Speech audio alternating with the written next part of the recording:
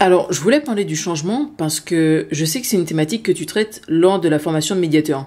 Mais je pense que ça doit toucher tout le monde, non? Raphaël est ma fille, elle a 24 ans et depuis quelque temps, elle s'intéresse à ma profession. Elle me pose beaucoup de questions sur la médiation professionnelle, sur les thématiques d'actualité et sur tout ce qui touche à la relation. J'ai eu envie de vous partager nos échanges. Est-ce que je suis assez motivée pour le faire ou pas? Je dirais que lui dire merci, c'est le minimum. Oui, et tu vois, sachant qu'on allait discuter de ce point-là, j'ai regardé ce qui pouvait se dire sur le changement, donc j'ai trouvé plein de vidéos qui expliquent le changement, mais sans que je retrouve une structure rationnelle, tu vois, comme le propose l'ingénierie relationnelle. Ouais. C'est-à-dire qu'en fait, dans l'ingénierie relationnelle, ce qui va être regardé, c'est comment la personne va vivre ce changement. Alors évidemment, suivant que ce changement va être imposé ou au contraire désiré, et selon qu'il va être bien accueilli ou mal accueilli, la personne, elle va plus ou moins bien vivre ce moment de changement. Oui. Tu vois, par exemple, si tu te dis, bon, il faut que je fasse du sport maintenant, hein, ça va impliquer un changement dans ta routine quotidienne. Ça oui. Tu réfléchis et puis tu constates que finalement, si tu consacres moins de temps aux écrans, tu vas dégager du temps que tu vas pouvoir consacrer au sport. Donc tu mets en place cette nouvelle routine et puis tu es enchanté des résultats. Donc là, le changement, il a été facile à mettre en place parce que tu l'as souhaité et il est agréable à vivre parce que tu obtiens les résultats que tu envisageais. Donc là, on est dans le cas d'un changement désiré et bien accueilli. Ok, donc j'imagine bien que ça crée de la motivation et que quand ça se met en place comme ça dans l'entreprise ou entre des personnes, il y a la confiance, l'envie de contribuer. Mais parfois, je peux désirer un changement et mal le vivre quand il est mis en œuvre. Absolument. Tu vois, par exemple, je me souviens dans un service, à une époque où les open space étaient très à la mode, les personnes souhaitaient passer en fait de bureaux individuels à cet open space. Parce que ça leur permettait, selon elles, de favoriser la collaboration, de fluidifier la communication, tu vois, entre tous les membres de l'équipe. Et puis, comme ça, de créer un environnement de travail plus dynamique, plus flexible. Mais une fois que le changement a été mis en place, en fait, il y a de nombreuses personnes de ce service qui ont trouvé qu'il y avait beaucoup d'inconvénients et qui ont regretté, tu vois, cet espace privé parce qu'en fait, il y avait beaucoup de bruit et que c'était difficile de se concentrer. Donc là, tu vois, on est dans le cas d'un changement qui était désiré pour ses avantages potentiels, mais mal accueilli en raison de ses conséquences imprévues. Et là, en fait, après, il y a beaucoup de reproches. Oui, c'est ce qu'on voulait, mais pas comme ça. Tu vois, donc la relation des salariés à la direction, qui avait conduit ce changement, elle va être nourrie de contestations. Donc on peut décliner comme ça le fait qu'un changement peut être aussi non désiré et il peut être effectivement imposé, donc comme tu le dis, non désiré. Et là aussi, il peut être mal accueilli ou bien accueilli. Ouais, ok. Tu vois, par exemple, c'est une famille qui vit dans une maison de location depuis déjà plusieurs années. Et puis, il y a le propriétaire qui décide soudainement de vendre la maison et il leur propose la location d'un autre bien qui se trouve ailleurs, dans une autre ville. Donc là, on est dans le cas d'un changement imposé. Les parents sont mécontents parce que ils ont leurs habitudes, leurs amis, la famille, etc. Et puis les enfants, c'est pareil parce que ils doivent quitter leur école, ils doivent quitter leurs copains de classe. En fait, tout le monde est contrarié. Bref, donc ils déménagent parce qu'ils se disent qu'ils n'ont pas le choix. Et là, en fait, ils découvrent un nouveau quartier avec plus d'espaces verts, une meilleure proximité avec les écoles, avec les commerces, des transports en commun bien organisés, une communauté plus accueillante. Et finalement, ils sont très heureux de ce choix qu'ils ont pu faire, mais sans oublier quand même que le propriétaire les a contraints à déménager, tu vois. Donc la relation avec lui, quand même, elle reste sous tension. C'est-à-dire, c'est pas la totale confiance, quoi, parce que ils se souviennent bien qu'on leur avait imposé ce déménagement. Là, précisément, on est dans un changement imposé et bien accueilli. Et donc, pour faire le tour, il reste option changement imposé et mal accueilli. Et j'imagine que là, ça doit pas être facile. En fait, là, c'est souvent ce qui se passe dans les entreprises, tu vois, parce qu'il y a des changements qui sont indiqués comme nécessaires pour faire aboutir le projet de l'entreprise. Et les décisions sont prises par les dirigeants, mais souvent sans aucune consultation ou implication des personnes qui vont être impactées par ces changements. Et c'est comme ça qu'un beau jour, les salariés apprennent qu'à partir de maintenant, ils vont devoir changer leur manière de travailler, que les services vont être organisés différemment.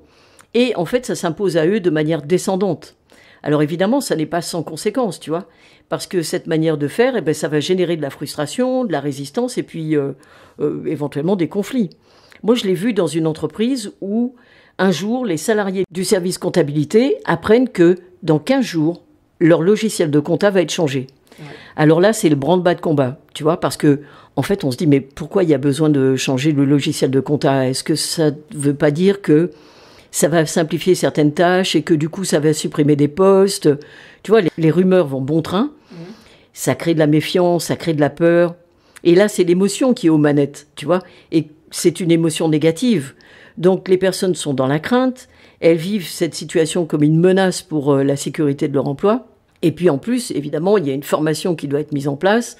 Ça désorganise le travail, ça fait prendre du retard sur les missions quotidiennes. Bref, c'est la cata, parce qu'il y a un climat de mécontentement généralisé au sein de l'entreprise. Et si peu, donc là, tu vois, on est vraiment dans le cas d'un changement qui est imposé. Et mal accueilli. Attends, parce que si peu que le logiciel n'ait pas les mêmes fonctionnalités que le précédent, que les personnes n'aient pas accès à une hotline pour répondre à leurs questions, ou tout simplement qu'elles ne sont pas satisfaites par l'utilisation de ce nouveau logiciel de compta, là, c'est encore quelque chose qui se rajoute et qui va faire que non seulement ce changement est imposé, mais en plus, il est mal accueilli. Donc, ça va créer de la résistance, de la confrontation, du conflit, etc. Mais en fait, ce qui compte, c'est la manière dont je vais recevoir et percevoir ce changement. Qui va faire que je vais être en accueil ou pas ? En fait, encore une fois, c'est l'émotion. Oui.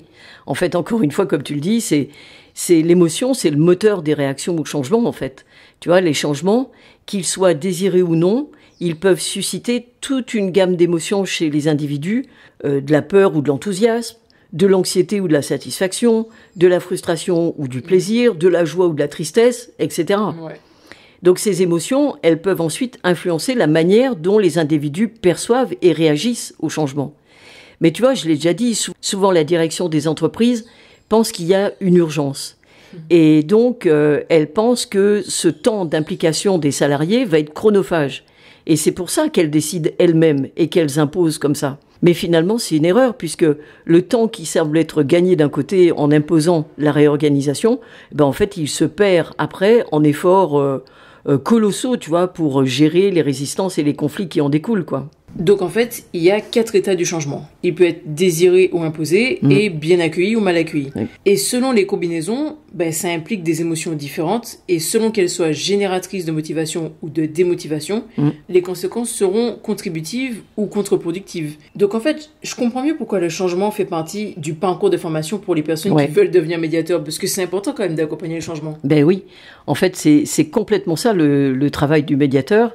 Il a accompagné des personnes par exemple, qui ont des missions de gouvernance pour qu'elles puissent mettre en place des processus d'implication des salariés ou des agents, tu vois, ça dépend de la structure dans laquelle on est, dans toutes les décisions qui vont engendrer du changement.